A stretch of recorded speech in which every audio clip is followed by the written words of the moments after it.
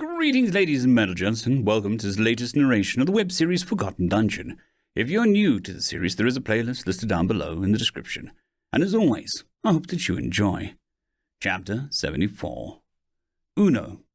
I admit I panicked. Just when I'd managed to wrangle my mana into usefulness and force the damn megaphone to work, all my creatures were already down on the floor, squirming, with the Guardian being the only exception. Even worse, my guests had joined them, blood trickling out of their ears and noses. I sure hoped that no permanent damage was done, especially since I just finished creating my newest toy. It would be the same if I had to revert to drawing pictures or writing words, just because their eardrums had ruptured.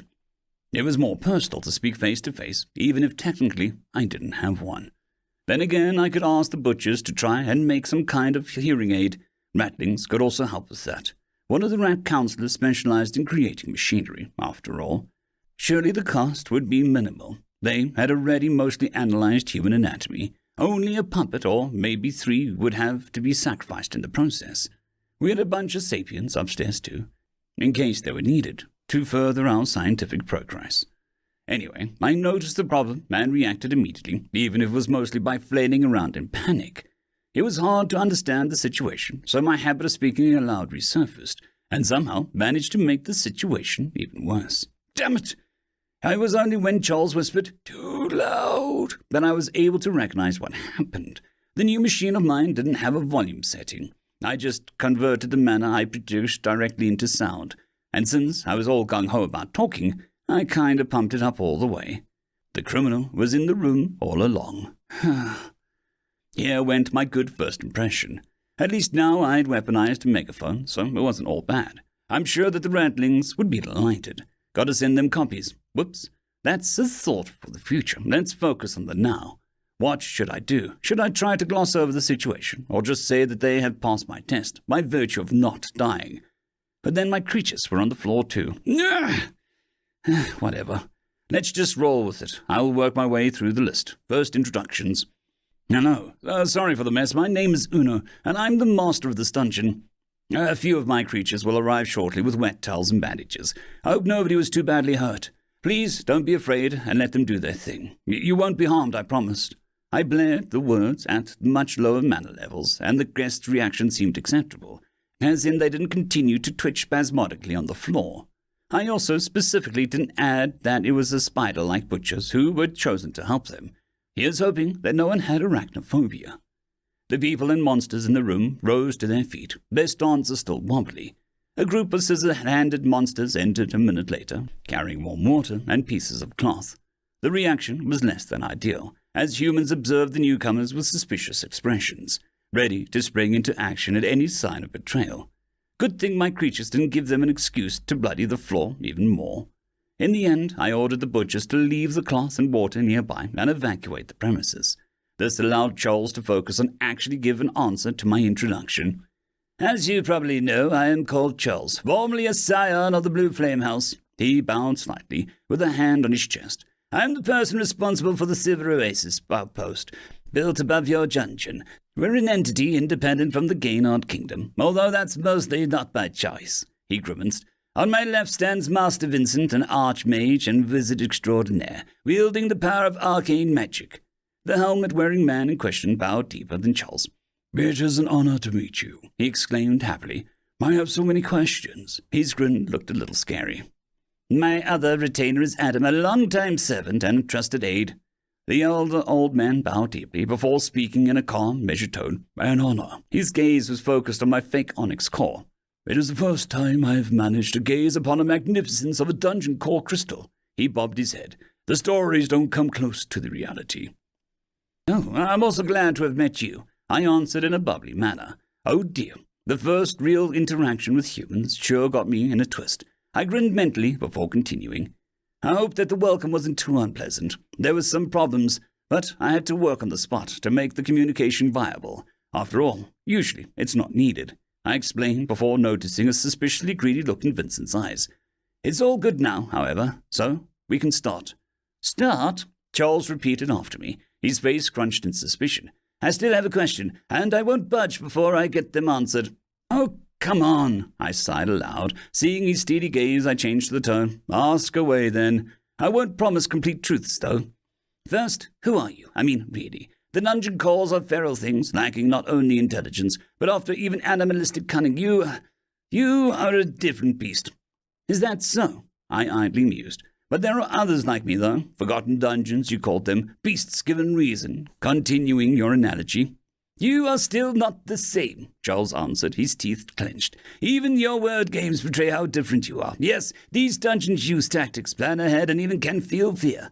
But they use the advantages to further their goals. Clean, easy-to-understand goals. To enlarge the dungeon, to defeat delvers, to protect their core. And I do not. More word games. I glanced at the agitated mage. His eyes were burning, and it seemed like he wasn't going to let this question be ignored. And like hell, I was going to admit that I was a former human. Silver Oasis people may accept the explanation, but I sure didn't want to provoke the religious nuts from Lunar Kingdom or even the Elven theocracy, especially since the gods who sent me here were fecking incompetent. I don't know what I am. I lied through my teeth. At least my robotic tone lacked inflection. I was born under these ruins years ago and slowly gained intelligence. The multiple artifacts that lay under the sands were consumed during my growth, and in turn, they strengthened my personality until Uno was born. It means one, you know, I continued, in the language that nobody around you speaks anymore.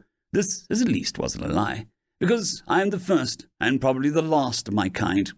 Such a waste, murmured Master Vincent. How many magical items had you fed on in order to evolve so much?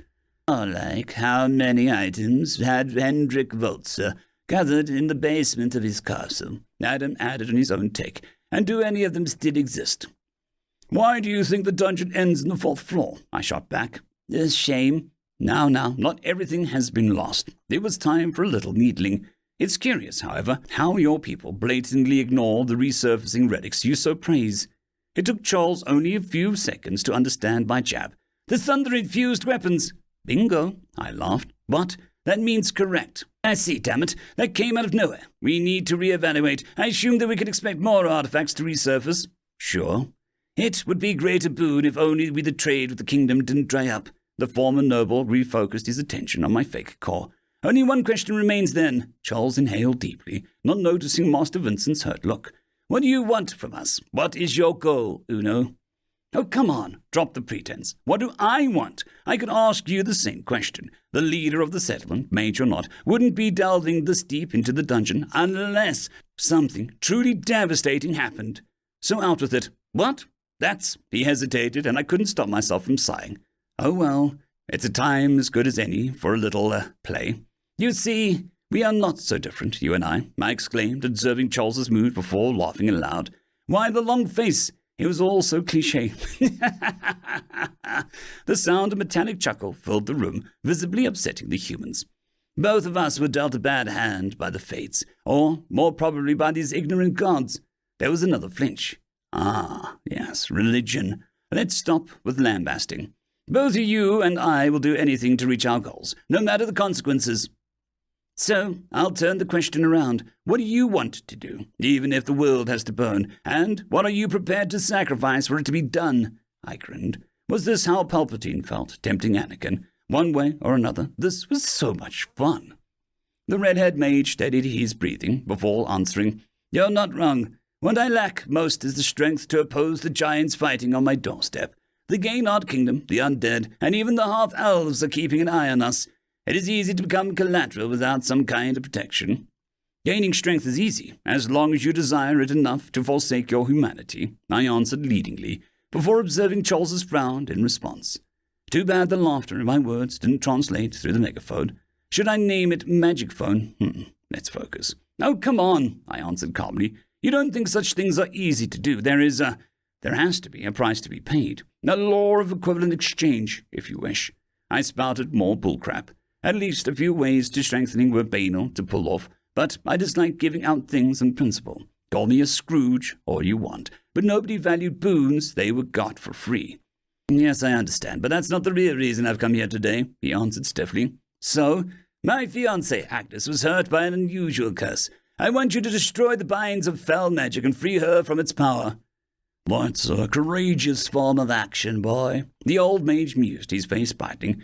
Are you sure? Well, the Gaynard Kingdom may be lenient for now. They'll surely mobilize once the pillars have been dealt with.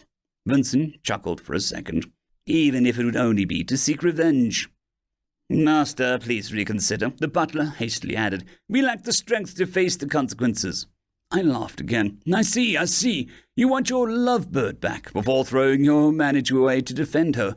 Romantic. I like it. And to do so, you'll easily taunt the giants brawling on your doorstep. I lied. The course of his actions was of no importance as long as I got my hands on his body. Ah, that sure sounded perverted. I would prefer if you didn't call her a lovebird, the red-haired mage scoffed. She had sacrificed much for my well-being. It's only proper that I repay her back. After all, she was the only one who found it worth in me. Dude, are you a simp? I asked. Whoops, I didn't mean to say that. The judgment kinda slipped out. What does that even mean? Don't worry about it. Don't worry, I mumbled before forcefully changing the topic. Anyway, sure, I can do coast cleansing. Of course, I would need some incentive in order to start the procedure. What do you have in mind? For one, I want a mage with an intact core and additionally a few normal humans. Alive, of course, preferably female. For what purpose? I have some experiments to run, and I've already finished going through my stock. Does that mean the undead monstrosities we encountered down here were made from Gaynard Kingdom citizens? Adam puffed up, his hand crawling closer to the rapier. Of course not, he exhaled, relatively slightly. I've used them in more important experiments than simply turning sentients into undead. I really know how to do that. You monster! The instant sputtering was so gratifying. After a fit of giggling, I started to answer. Anyone who delves into my depths is fair game. You plunder my resources, kill the creatures, and occupy the first floor against my will. So I'll extract the price in blood. That is only fair. There was a heavy silence, the humans suddenly understanding who they were talking to. I was not a friendly grandpa or one of their own. I was a predator, made for one purpose only, to cull humans. I am not an animal you tamed. I am not like other calls, and I know that if I had a head, arms, and legs, what you've been doing to me would be classified as theft, arson, murder, and assault. I exhaled. The emotional response was troubling. I guess that's what I get for actually speaking with real people after doing monologues all on my own. So, don't you dare lecture me on the morality of my actions, human. An eye for an eye. It's only proper. I'm sorry for the words of my subordinates. Charles unwillingly bowed his head. I observed him for a moment before speaking back. Don't be. I understand the sentiment. People die in my halls. They lose their loved ones. To act composed and analytical about it would be a foolish endeavor. The emotions are not easy to quell. I coughed fakely. Now, back to the deal. Like I said, a mage and a few humans. I don't care if they're your own citizens, criminals, or outsiders. What matters is that they breathe and are in a conscious condition. What are the chances of their survival? That'll vary. I would say 20 to 80, as in 1 in 5 chance to survive. Of course. Do they need to have their bodies intact? Master, the butler shouted in indignation. Shush, the adults are talking. I admonished the man's subordinate, and it took Charles only a single glare to quiet him down. Morality was such a burden. Not in the slightest. You can bring me all the nuggies in the world, and I'll still accept them. Nuggies? People with no arms and legs. I see. The man turned around, his face bereft of motion. Adam, how many of our veterans are heavily wounded? I mean those in critical condition, not the ones who can recover. A dozen, maybe 2, Master. The servant answered unwillingly. I see. We can always frame the experiment as a procedure to regrow their body parts. I'm sure that they would agree, even if we exaggerated the risks. Not many want to be a burden for their family, forced to simply watch as the world goes by. And we're not even lying, because there's a chance of recovery, no matter how small. Charles turned his intent gaze towards the fake onyx core. They will be returned if they manage to live through it, right? If the procedure works, then sure. They might have a special ability or two, including additional limbs or bonus brain damage, but yeah, it's basically healing, not counting the mage, of course.